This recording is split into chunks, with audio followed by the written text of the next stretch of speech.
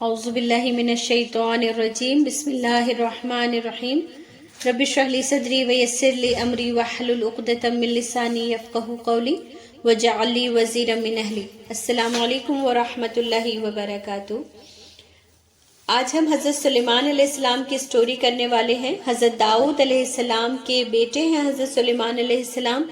اور اللہ نے حضرت سلیمان علیہ السلام کو ایسی بادشاہت عطا فرمائی جو اللہ نے اس سے پہلے کسی کو بھی نہیں عطا فرمائی تھی۔ اس کے بارے میں ہمیں قرآن کی بہت ساری سورے اور بہت ساری آیات ملتی ہیں جس کا ذکر انشاءاللہ تعالی میں آگے کروں گی، لیکن اللہ نے حضرت سلیمان علیہ السلام کو ایسی بادشاہت عطا فرمائی جو اس سے پہلے نہ اس کے بعد اللہ نے کسی کو بھی عطا فرمائی، اور اس کا ذکر انشاءاللہ تعالی ہم لاسٹ میں اس کے حوالے سے جو حضرت سلیمان علیہ السلام کا قول ہے وہ انشاءاللہ ہم دیکھیں گے۔ حضرت سلیمان علیہ السلام داؤد علیہ السلام کے بیٹے ہیں، اور ان کا سلسلہ نسب سلیمان بن داؤد بن عیشا کے طور پر آتا ہے، جو حضرت داؤد علیہ السلام کا سلسلہ نسب ہے۔ حضرت سلیمان علیہ السلام ایسے بادشاہوں میں سے ہیں جن کو اللہ نے بہت ساری صلاحیتوں سے اور ایسی صلاحیتوں سے نوازا کہ جو عجیب و غریب تھی، جس کے بارے میں کسی کے وہم و گمان میں بھی نہیں آ سکتا۔ حضرت سلیمان علیہ السلام داؤد علیہ السلام کے بیٹے ہیں، لیکن ہمیں ان کو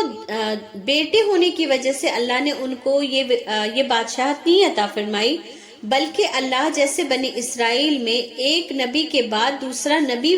اٹھاتا تھا، اور اسی طریقے سے ایک بادشاہ کے بعد دوسرا بادشاہ اٹھایا جاتا ہے، اسی نہج پر حضرت داؤد علیہ السلام کے بعد حضرت سلیمان علیہ السلام کو نبوت بھی اللہ نے عطا فرمائی اور بادشاہ بھی بنایا، جس کا ذکر اللہ نے سورہ نمل آیت نمبر 16 میں کیا۔ اور سلیمان داؤد کے قائم مقام ہیں، یعنی وَوَرِثَ سُلَيْمَانُ دَاؤُدَ وَقَالَ يَا أَيُّهَا النَّاسُ عُلِّمْنَا مَنطِقَ الطَّيْرِ، کہ انہوں نے کہا سلیمان علیہ السلام داؤد کے قائم مقام تھے اور کہنے لگے کہ اے لوگو، اللہ نے مجھے پرندوں کی بولیاں سکھائی ہیں اور ہر وہ چیز عطا فرمائی ہے جس کی مجھے ضرورت ہو، بے شک یہ اس کا صریح فضل ہے۔ یعنی یہ کہ اللہ نے سلیمان علیہ السلام کو وہ صلاحیت عطا فرمائی جس کے ذریعے وہ پرندوں کی بولیوں کو سمجھ لیا کرتے تھے۔ پرندے جو آپس میں گفتگو کرتے ہیں، بات کرتے ہیں، اور اس سے علماء نے یہ بھی وہ نکالا ہے،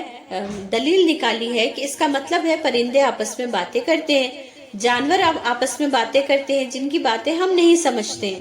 کچھ لوگوں کا ماننا یہ ہے کہ حضرت سلیمان علیہ السلام سے پہلے ہم سب بھی سارے انسان پرندوں کی بولیاں اور جانوروں کی بولیاں سمجھتے تھے۔ پھر حضرت سلیمان علیہ السلام نے پرندوں سے وعدہ لیا، جانوروں سے وعدہ لیا کہ اب کوئی ان کی بات ایسی بولی نہیں بولے گا کہ دوسرے ان کی بات سمجھ سکیں۔ یہ سراسر غلط ہے، اور یہ آیت اس کی دلیل ہے کہ اللہ تعالیٰ نے خود فرمایا کہ سلیمان کو ہم نے یہ خاص فضل عطا فرمایا تھا، اور سلیمان علیہ السلام کے الفاظ میں اللہ نے بتایا کہ سلیمان خود اس بات کا اعتراف کرتے تھے کہ یہ سراسر میرے رب کا فضل ہے۔ اب یہاں پر ہمیں رک کر یہ بھی سمجھ لینا ہے کہ اللہ نے ہم پر بھی بہت سارے فضائل کیے ہوئے ہوتے ہیں، اور وہ بغیر مانگے، بغیر کسی کوشش کے ہمیں ملے ہوئے ہوتے ہیں، جس سے ہم فار گرانٹیڈ لیتے ہیں۔ ہم یہ سمجھتے ہیں کہ یہ میرے اپنے اندر کا ٹیلنٹ ہے، اور یہ تو مجھے ملنا ہی تھا، اور یہ تو میں نے خود عقل سے اپنی سمجھ سے یہ فیصلہ کیا، اور اس کے بعد یہ چیز میرے پاس آئی۔ بہت ساری، جیسے آپ کو جلدی یاد ہو جاتی ہے کچھ چیزیں، آپ کو جلد بات سمجھ میں آ جاتی ہے، آپ مشورہ اچھا دے پاتے ہیں، آپ ڈیسیزن اچھا لے پاتے ہیں، جلد لے پاتے ہیں۔ ہم ان تمام چیزوں کا بھی کریڈٹ کبھی بھی اللہ رب العالمین کو نہیں دے پاتے، ہے نا۔ ہم جب سلیمان علیہ السلام کے بارے میں پڑھتے ہیں یا کسی بھی نبی کے بارے میں، تو ان کی جب نعمتوں کے اعتراف کی بات پڑھتے ہیں تو ہمیں بالکل ایسے لگتا ہے ہاں انہیں تو یہ کرنا ہی چاہیے تھا، اللہ نے انہیں اتنے سارے فضل سے نوازا تھا، لیکن کیا اللہ نے ہمیں بے شمار فضائل سے نہیں نوازا ہے؟ اگر ہم اپنے چاروں طرف غور کریں، آپ میں سے ہی کتنے لوگ ہیں جو ٹیچرز ہیں، آپ میں سے ہی کتنے لوگ ہیں جو اچھے پوسٹ پر کام کرتے ہیں، آپ میں سے کتنے لوگ ہیں جو اچھی بیوی ہیں، اچھی ماں ہیں، باصلاحیت ماں ہیں. آپ میں سے ہی کتنے لوگ ہیں جو بہت سارے دین کے کام بھی کرتے ہیں. دین کا کام کرنے والے بسا اوقات ان باتوں کو یاد رکھتے ہیں، الحمدللہ. لیکن میں یہ نہیں کہتی کہ دنیا دار اس بات کو نہیں یاد رکھتا، نہیں، ان کے ذہن سے محو ہو جاتا ہے. وہ سوچتے ہیں کہ شاید دین کے کام کرنے والے جو ہم بھی دین کا کام کریں، ہم اس میں اللہ کی شکر گزاری کریں. نہیں، اللہ نے آپ کو جو بھی صلاحیت دی ہے، آپ دیکھیں پرندوں کی بولی سمجھنا یہ کوئی دین کا کام بظاہر نہیں تھا، لیکن اللہ نے ان کو یہ ٹیلنٹ دیا تو اللہ نے تو دیا تھا نا، تو اللہ ہی کا شکر ادا کرنا تھا. اور حضرت سلیمان اور داؤد علیہ السلام کے قصے میں جو بات بہت زیادہ ہمیں نوٹس کرتے رہنا ہے، یہ دونوں باپ بیٹے اللہ کے بڑے شکر گزار تھے اور اللہ نے ان پر نعمتیں تمام کر دی. ہمیں بتا دیا، جیسے ہم بہت سارے لوگوں کے ذہن میں یہ چیز ہوتی ہے کہ دین مطلب بھوکمری، دین مطلب غریبی، دین مطلب بیچارہ. ایسا نہیں ہے. اللہ نے ایسی سلطنت عطا فرمائی سلیمان علیہ السلام کو کہ آج یا کبھی بھی کوئی اپنے وہم و گمان میں بھی نہیں سوچ سکتا تھا. اللہ نے نہ صرف انہیں سلطنت دی، زمین جائیداد دی، گھوڑے مویشی دیے، ہتھیار دیے، فوج دیے، بلکہ اللہ نے ان پرندوں، ان جانوروں کو بھی ان کے تابع کر دیا جس کو تابع کرنے کا کوئی سوچ بھی نہیں سکتا. آپ دیکھیں پرندے تو آزاد ہوتے ہیں، وہ جہاں چاہتے ہیں اڑتے ہیں، لیکن حضرت سلیمان علیہ السلام کو اللہ نے پرندوں پر بھی قابو عطا فرمایا. وہ جن سے چاہتے جو کام لے سکتے تھے، اور پرندے ان کے دربار میں، ان کے سلطنت میں اچھے عہدوں پر فائز تھے. ان کے بارے میں یہ کہا جاتا ہے کہ اللہ نے حضرت سلیمان علیہ السلام کو جتنے جانور، جتنے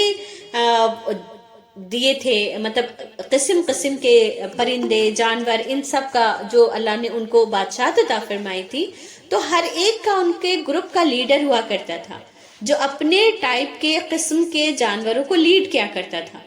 تو پورے ایک سسٹم کے ساتھ ان کا یہ پورا نظام چلتا تھا. اور اللہ نے ان کو ایسے لوگ بھی عطا فرمائے تھے جو عقل والے تھے، حکمت والے تھے، جن کی عقل ایسی تھی جو آج ہم سائنس ایجاد کرنے والے لوگوں کے عقل کے بارے میں سن کے حیران ہوتے ہیں. اللہ نے ایسے عقل والے لوگ انہیں تب بھی عطا فرما رکھے تھے، جس کا ہم انشاءاللہ تعالی آگے ذکر دیکھیں گے.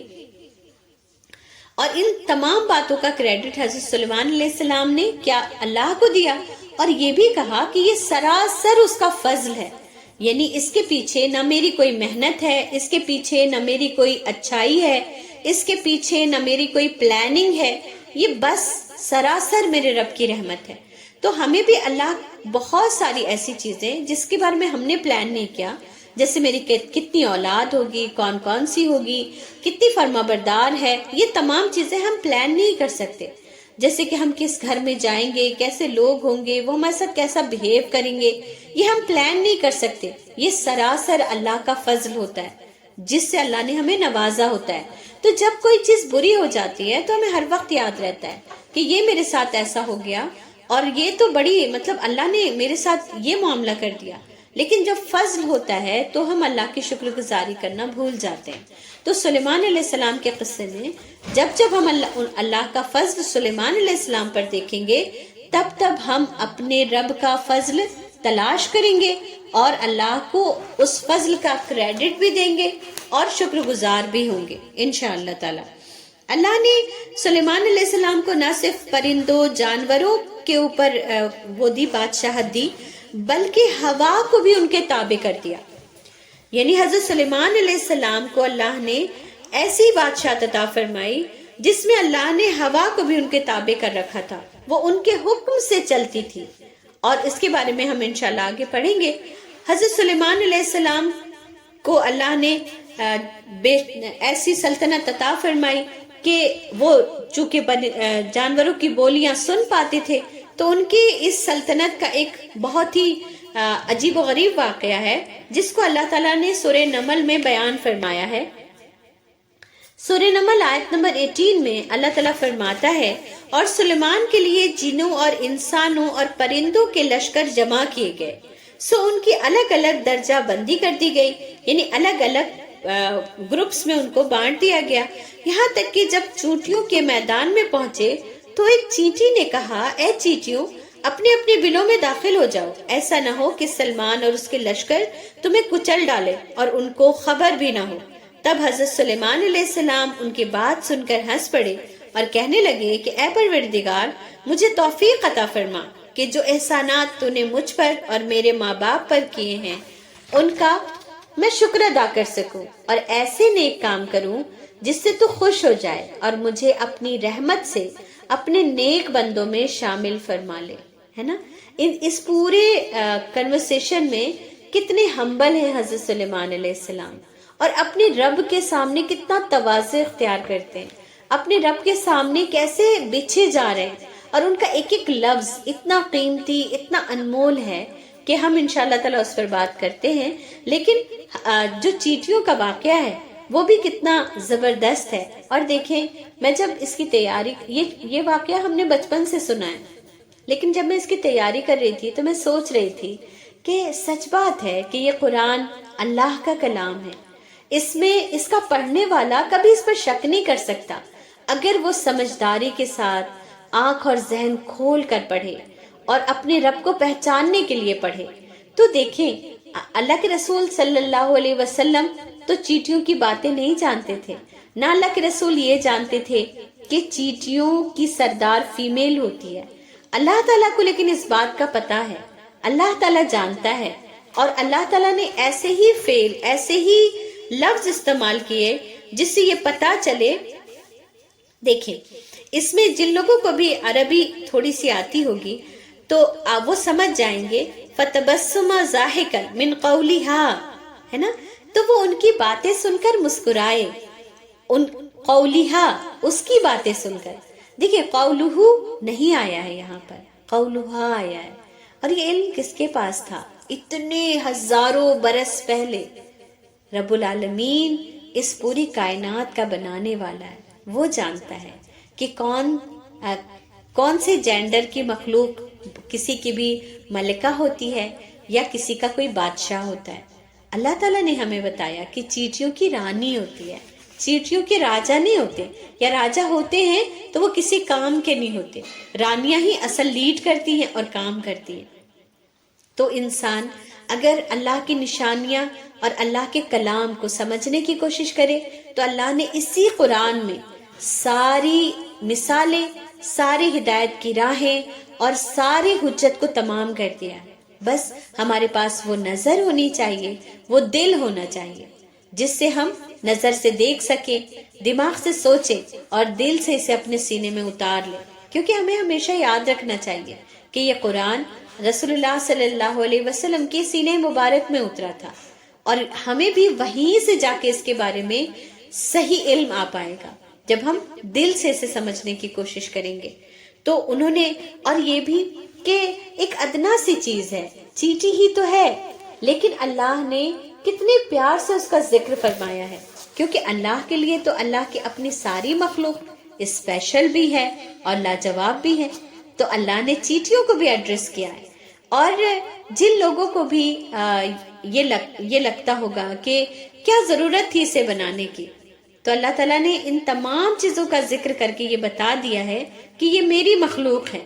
اور میں ان کی خبر رکھتا ہوں, اور میں نے تمہارے اوپر کوئی ان کے لیے یہ نہیں کیا ہے کہ آپ دیکھیں چیٹی نے کیا کہا کہ اے چیٹیوں بلوں میں چلی جاؤ, کہیں سلیمان کے لشکر تمہیں روند نہ ڈالے, ہے نا. لیکن ایسا نہیں کہا کہ جابر لشکر اور خطرناک لشکر, ایسا کچھ نہیں کہا. اس کا مطلب ہے اللہ تعالیٰ نے یہ نظام بھی رکھا ہے کہ جن کو تم دیکھ نہیں سکتے, جن کو تم سن نہیں سکتے, جن کو تم سمجھ نہیں سکتے, اللہ نے تمہارے اوپر ان کے لیے کوئی ایسی حجت نہیں رکھی ہے کہ ان کی وجہ سے تمہاری پکڑ کرے گا, بلکہ ان جانوروں کو سکھایا ہے کہ تمہیں انسانوں سے بچنا ہے, تمہیں اپنے راستے بدل لینے ہیں, تمہیں اس بات کا خیال رکھنا ہے کہ جب انسان گزرے تو تم اپنے آپ کو محفوظ کر لو, تم اپنے آپ کو چھپا لو, کہیں گھس جاؤ. اور ہم دیکھتے ہیں کہ یہی ہوتا ہے, چیٹیاں بہت ساری ایک کھانے کے دانے پہ لگی ہوتی ہیں اور آپ کی آہٹ آ جائے, آپ ذرا سا وہاں پر ہاتھ لگا دیں, دیکھیں وہ اتنی تیزی کے ساتھ بھاگ جاتی ہیں. تو اللہ نے ان کے اندر وہ سینس رکھا ہے, حالانکہ ہمارے پیروں کے نیچے چیٹی آ جائے ہمیں احساس بھی نہیں ہوتا ہے. تو بہرحال یہ صرف ایک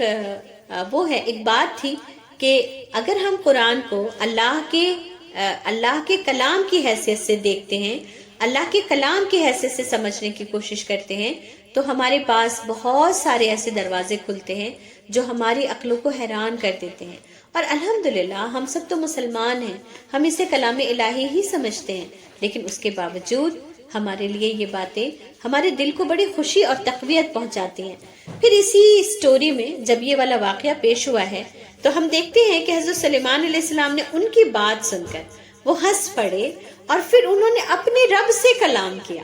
ہے نا۔ یعنی دیکھیں، وہ چیٹیوں سے کہتے اچھا تم گزر جاؤ، اچھا دیکھو مجھے تو اللہ نے ایسی صلاحیت دی ہے، میں تمہاری باتیں سن سکتا ہوں۔ ان سے باتیں بنانا نہیں شروع کر دی، بلکہ جب مسکرائے تو دل ان کا اپنے رب کے شکر سے بھر گیا،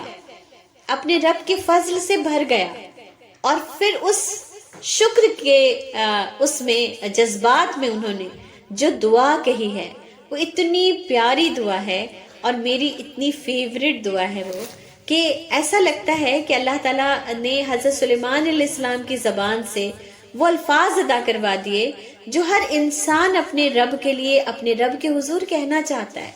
کہ ربی اوزعنی ان اشکر نعمتک التی انعمت علی وعلی والدی وان اعمل صالحا ترضاہ وادخلنی برحمتک فی عبادک الصالحین۔ یہ پوری دعا ہے نا۔ اور مجھے جب سے اس دعا کے میننگ اور یا اس دعا کو میں نے سمجھا تو مجھے ایسے لگتا ہے کہ یہ دعا ایک فیملی کے لیے بہترین دعا ہے، کہ جس میں بندہ اللہ سے کہتا ہے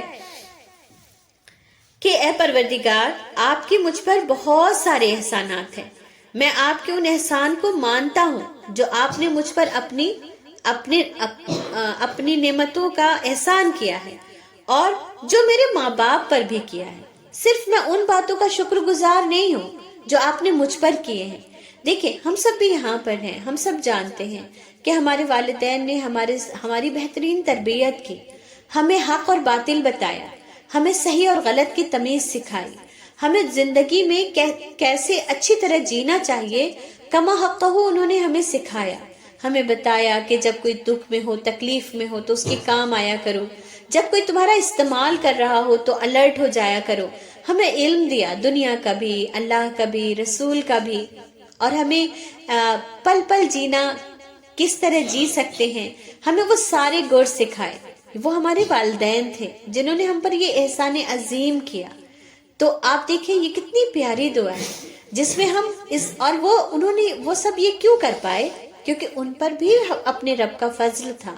اور سراسر فضل تھا کہ انہوں نے ہمیں وہ باتیں سکھا دی جو ہماری زندگی میں آگے ہمارے کام آتی ہیں۔ تو یہ کتنا بڑا اللہ کا ان پر بھی فضل تھا۔ تو حضرت سلیمان علیہ السلام نے صرف اپنے فضل کو نہیں یاد کیا بلکہ اپنے بابا کے اوپر کیے گئے فضل کو بھی یاد کیا، کیونکہ وہ داؤد علیہ السلام کے بیٹے تھے۔ انہیں پتا تھا کہ اللہ نے ان کے باپ کو بھی بہت ساری نعمتیں عطا فرمائی تھی اور اللہ نے انہیں بھی بہت ساری نعمت عطا فرمائی، اللہ نے ہمیں بھی نعمت عطا فرمائی اور ہمارے والدین کو بھی عطا فرمائی۔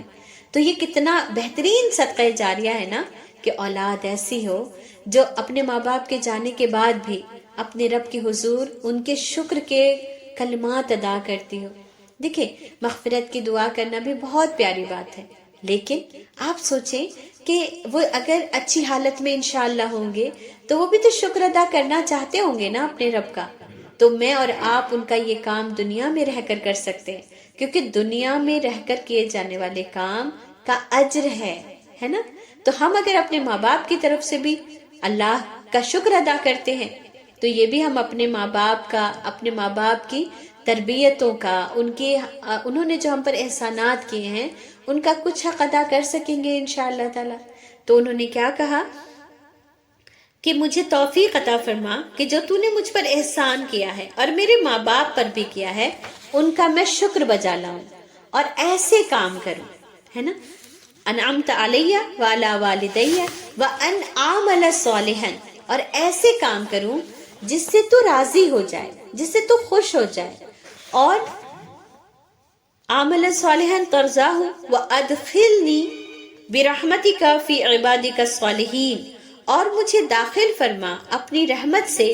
اپنے صالح بندوں میں، الحمدللہ یہ جامع اور بہت پیاری دعا ہے، اور کوشش کریں کہ اس دعا کو ہم سب یاد کر لیں، اور تاکہ ہم اسے اپنی نمازوں میں، اپنی جب ہم تشہد میں بیٹھتے ہیں تب ان دعاؤں کو ہم مانگا کریں انشاءاللہ تعالی۔ اور اگر اسے فریم کر کے گھر میں لگا لیں تو بہت اچھی بات ہے کہ آتے جاتے اس پر نظر بھی پڑے، اور یہ یاد دہانی بھی رہے گی انشاءاللہ تعالی ہمارے لیے۔ پھر حضرت سلیمان علیہ السلام کے واقعے میں ایک اور واقعہ ہے جس سے حضرت سلیمان علیہ السلام کے دربار میں، ان کے فوج میں، ان کی ریاست میں کیسے کیسے لوگوں کے ذمہ کام تھے اور کیا کیا کام تھے، اس بات کا بھی بخوبی اندازہ ہوتا ہے۔ اور یہ بھی اتنی پیاری بات ہے کہ اللہ تعالیٰ نے ان تمام واقعات کو قرآن میں ہمارے لیے اتنی تفصیل سے درج کیا ہے کہ اگر اسے ایکسپلین نہ بھی کیا جائے تو بات پوری حد تک سمجھ میں آ جاتی ہے۔ حضرت سلیمان علیہ السلام کی لشکر میں ایک پرندہ تھا جس کا نام ہدہد تھا۔ آج کل جو ہدہد کے نام سے پرندہ جانا جاتا ہے، غالباً مفسرین کہتے ہیں کہ وہ پرندہ نہیں تھا۔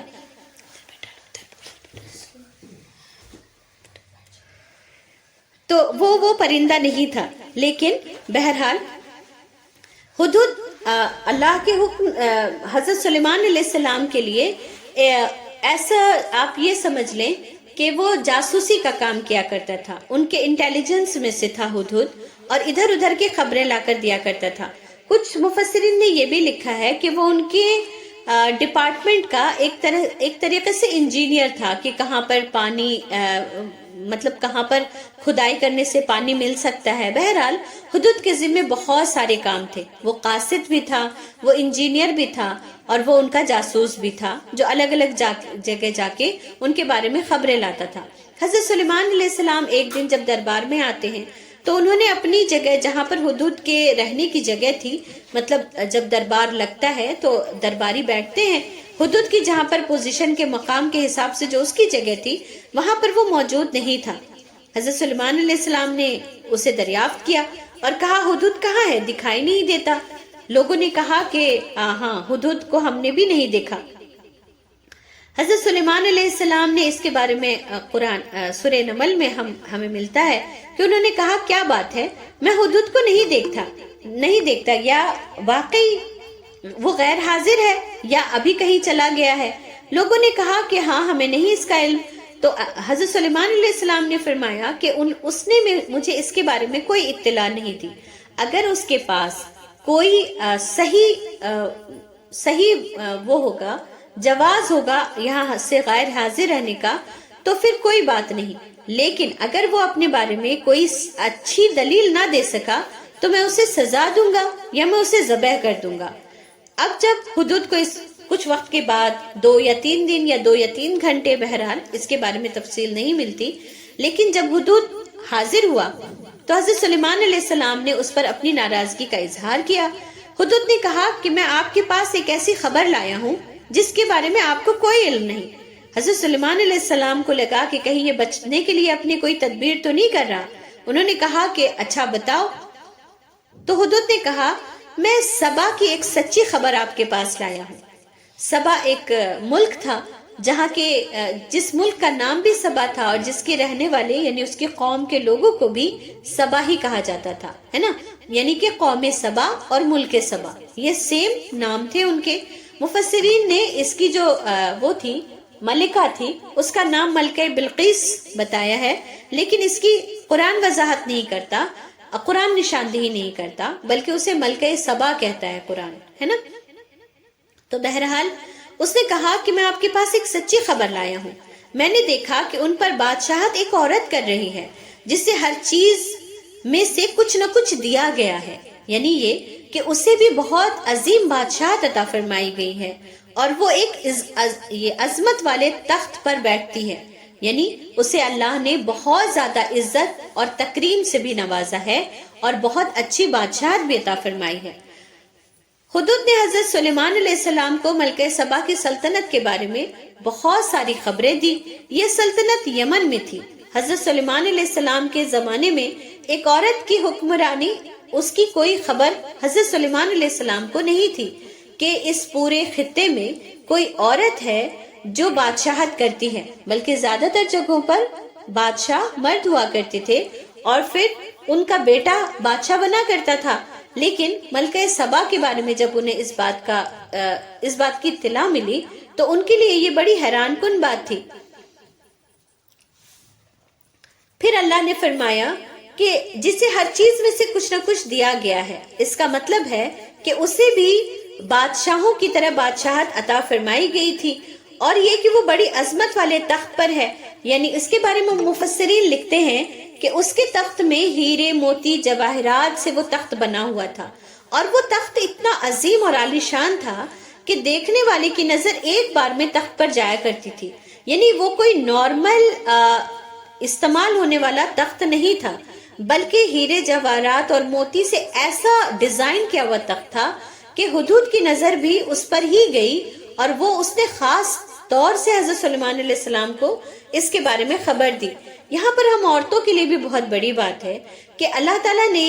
اتنے ہزاروں سال پہلے ایک عورت کو یہ مقام بھی عطا فرمایا، اور اللہ نے عطا کیا۔ اور آگے ہم جتنی باتیں پڑھیں گے تو ہمیں یہ بھی سمجھ آئے گا کہ ہم عورتیں خود ہی ہوتے ہیں جو اپنی عقل، اپنی عزت، اپنے جو ہماری پوزیشن، ان تمام چیزوں کو نہ ہم گین کرتے ہیں، نہ بڑھاتے ہیں، نہ اسے اسٹیبل رکھ پاتے ہیں، بلکہ ہمیں اگر وہ عزت، وہ مقام، وہ مرتبہ ملتا بھی ہے تو ہم اپنی کم عقلی، اپنی کام چوری، اپنی نااہلی، اپنی کاہلی کی وجہ سے اسے کھو دیتے ہیں۔ تو ملکہ سبا کو جب آپ آگے ہم پڑھیں گے تو ہمیں سمجھ آئے گا کہ ملکہ سبا کن کن کوالٹیز سے بھری ہوئی تھی۔ پھر ہدہد نے انہیں بتایا، لیکن وہ سب اللہ کے ساتھ کفر کرتے ہیں، وہ اللہ کو چھوڑ کر سورج کی پوجا کرتے ہیں، اور یہ سب شیطان ان سے کروا رہا ہے نا۔ بڑی پیاری بات جو نبیوں کے واقعے میں ہمیں ملتی ہے ان کے کنورسیشن میں، کہ وہ لوگوں کو الزام نہیں دیتے، وہ شیطان کو دیتے ہیں۔ دراصل شیطان کا کانسیپٹ اتنا کلیئر ہوتا ہے اسلام میں۔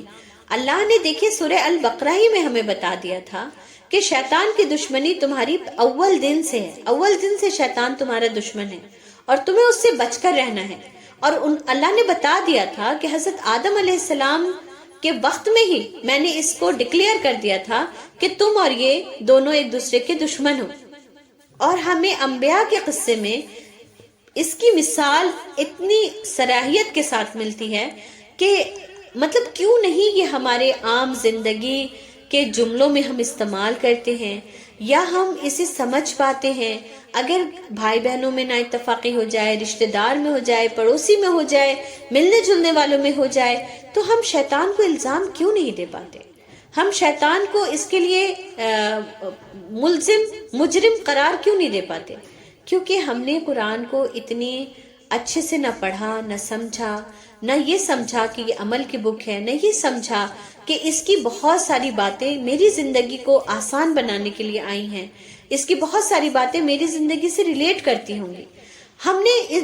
شیطان کو بھی سمجھ لیا، اس کے کاموں کو بھی سمجھ لیا، لیکن میری زندگی میں اگر کوئی سازش کرتا ہے تو وہ انسان کر رہا ہے، اس میں شیطان کا کوئی عمل دخل نہیں۔ ہم نے شیطان کو ایسی بزرگوار ہستی بنا دیا ہے جس نے پہلے بہت سارے کام کیے، اور اب وہ بیچارہ تھک ہار کے بیٹھ گیا، اب اس کا کام ہم کر رہے ہیں اور ہم ہی مجرم ہیں۔ شیطان کے حصے میں ہم کوئی غلطی نہیں ڈالتے، ہم اتنے نیک فطرت کے لوگ ہیں، ہے نا۔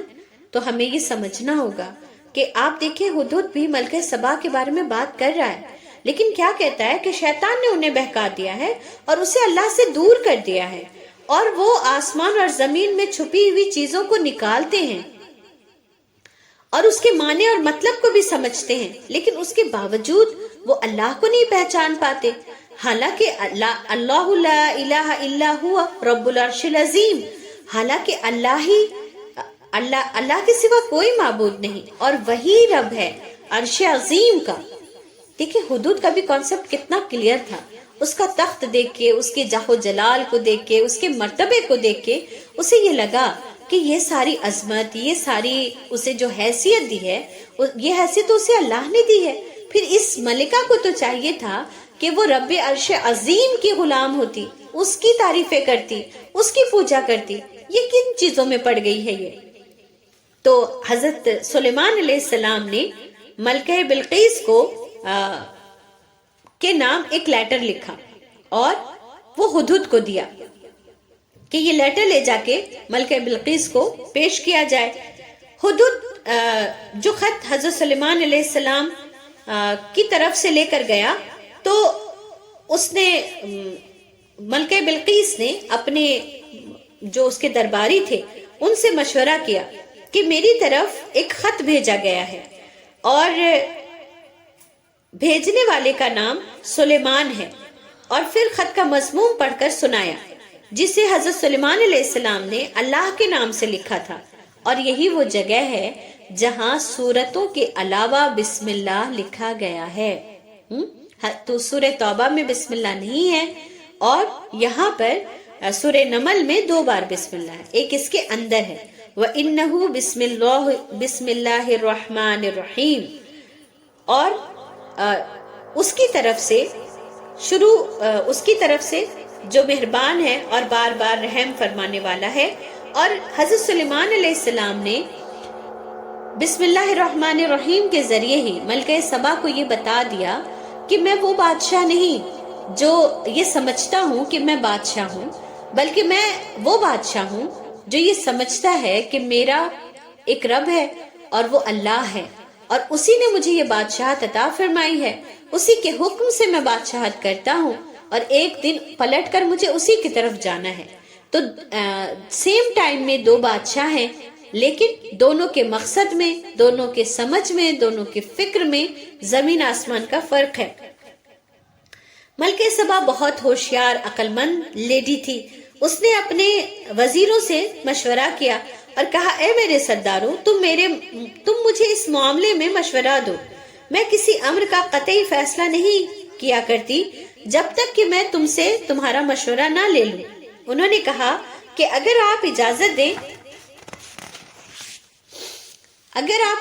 دیں تو ہم ان سے جنگ کرنے کو تیار ہیں، اگر جنگ کی ضرورت پڑے گی تو ہم ضرور جنگ کریں گے۔ دراصل وہ سب بھی ایک بہادر قوم تھے اور وہ جنگ کے لیے بھی ہر حال میں تیار تھے، لیکن ملکہ سبا اس بات کو جانتی تھی کہ بلا وجہ کا جنگ کرنا کسی بھی ملک کے لیے فائدہ مند نہیں ہوتا، اور پھر اس نے اپنے درباریوں سے کہا کہ یہ بہتر نہیں ہے، کیونکہ لکھنے والے نے بہت ہی اپنی عزت کا اور اپنے شریف ہونے کی دلیل دی ہے، اس لیے اور یہ بھی یاد رکھو کہ جب بادشاہ کسی بستی میں گھستے ہیں تو وہ اسے اجاڑ دیتے ہیں اور وہاں کے باعزت لوگوں کو ذلیل کرتے ہیں، اور یہ لوگ بھی کہیں ایسا کریں تو پھر ہم کیا کریں گے؟ اس نے کہا اگر یہ بادشاہ ہمارے ملک پر غالب آ گیا تو اس کے غصے کا نشانہ سب سے پہلے میں ہی بنوں گی، اس لیے میں انہیں ایک ہدیہ بھیجنے والی ہوں، پھر دیکھ لیتی ہوں کہ قاصد کیا جواب لے کر آتا ہے۔ ملکہ سبا کو یہ سمجھ میں آ گیا تھا کہ حضرت سلیمان علیہ السلام ایک اللہ کے ماننے والے اور ایسے انسان ہیں کہ جو شریف طبیعت ہیں، لیکن وہ یہ چیک کرنا چاہتی تھی کہ کیا وہ میرے ملک پر حملہ اس لیے کرنا چاہتے ہیں تاکہ وہ یہاں سے بہت سارا مال اور اسباب لے سکیں، یا وہ مجھے اس لیے اپنا مطیع بنانا چاہتے ہیں تاکہ میں بھی اللہ کی فرمانبردار بن کر انہی کے حساب سے اپنی حکومت چلاؤں۔ اس کے لیے انہوں نے یہ آئیڈیا نکالا، سوچا کہ کیوں نہ ان کو بہت سارے تحفے تحائف دے کر بھیجا جائے۔ اگر سلیمان علیہ السلام دولت کے پجاری ہوں گے تو ان تحفے تحائف کو رکھ لیں گے، اور وہ مزید تحفے تحائف کی ڈیمانڈ کر کے یا کچھ شرطیں رکھ کر ان کی حکومت کو قبول کر لیں گے، اور اگر نہیں ہوں گے تو پھر وہ ناراض ہو جائیں گے۔ حضرت سلیمان علیہ السلام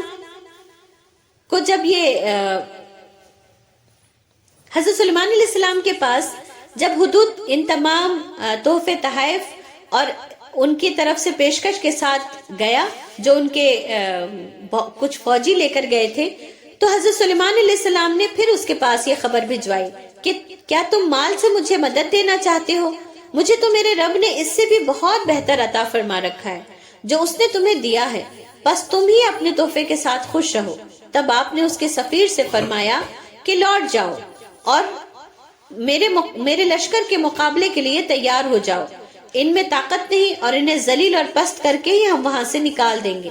جب قاصد اس قدر سخت جواب لے کر واپس پہنچا تو انہیں اطاعت قبول کر لینے کے سوا کوئی چارہ نظر نہ آیا۔ حضرت سلیمان علیہ السلام نے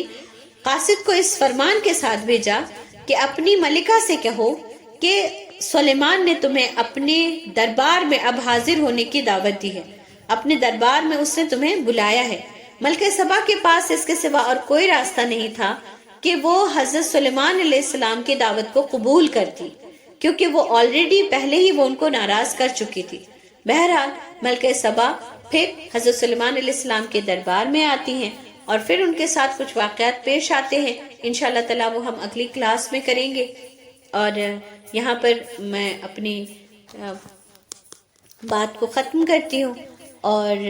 دعا پڑھ لیتے ہیں ہم انشاءاللہ تعالیٰ۔ سبحانک اللہم و بحمدک نشہد ان لا الہ الا انت نستغفرک و نتوب الیک۔ سبحان ربک رب العزت عما یصفون